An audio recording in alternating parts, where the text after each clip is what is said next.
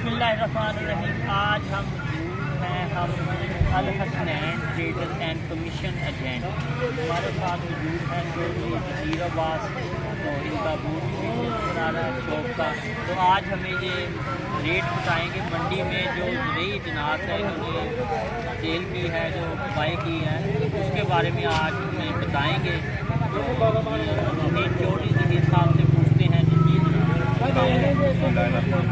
आज हमारे यहाँ बाजरे की आमद शुरू हो गई है।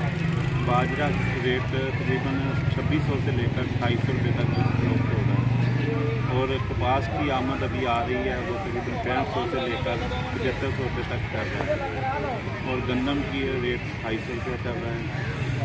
तो और भी फसलें अभी शुरू हो रही हैं, तो इंशाल्लाह वक्तों आपको बताते रहेंगे जो भी फसल आती है उनके रेट वगैरह। तो इनकी मेहरबानी है डॉक्टर साहब की कि जिन्होंने हमारी दुकान पे आके मौका दिया और हमें टाइम दिया इस गुफ्तगू करने का।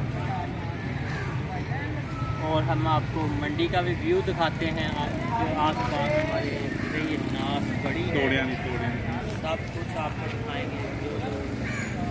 चुप रहे थे यार।